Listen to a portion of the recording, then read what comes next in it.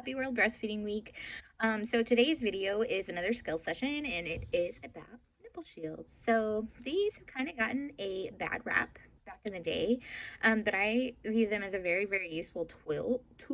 Do I think everybody needs them? No, I sure don't. But they are nice for the ones who do. Um, if you have to give one, it is another thing for them to keep track of, to keep clean, to hope they don't lose, or to have a spare if they do. So if they go home on one, make sure that you encourage them to purchase some more if that's what they plan on doing. So the nipple shields come in two different sizes. A 20 and 24 is what we carry. A lot of moms will fit in that 20 range, but you'll have a 24 here and there. To keep it clean, you just do hot soapy water and air dry in between. Make sure they are cleaning them because I've seen them kind of grody before.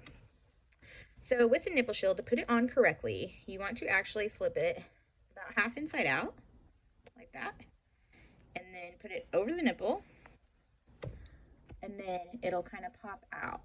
So you see how there's this space here at the end of it? You want that space to be there. As the baby suckles, it'll actually pull that nipple in further, which can make it go through the holes if it's not the right size or if it's too short. So make sure that you have a little bit of space on the end here whenever you're sizing it. And you always want to size to the mom, not to the baby.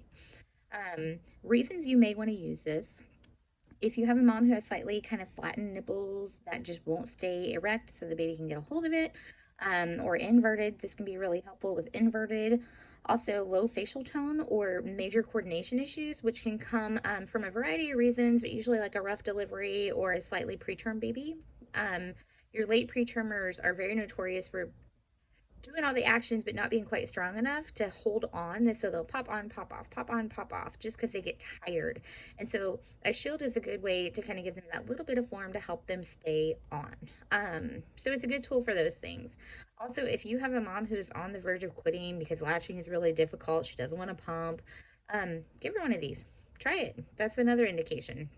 I'd rather her try it and be able to wean later than, or maybe not wean later, than just quit altogether and not be offered everything that she could be offered. One more indication is if you have a mom who's just very hypersensitive. Now, some moms will kind of put off like they're sore, which is normal to be a little bit sore in the beginning.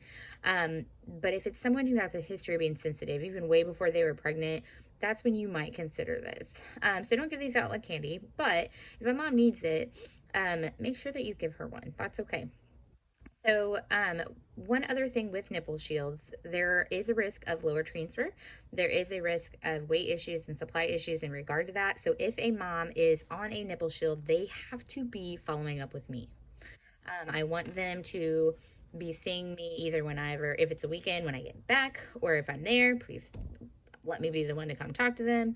Or also make an appointment, make outpatient appointments, because we can do all the time. But these are a very useful tool. They're not the enemy, but just keep it in mind. It's one more thing to keep track of, keep clean. And so if we can keep it as minimal as possible, that'd be great. Thanks, guys.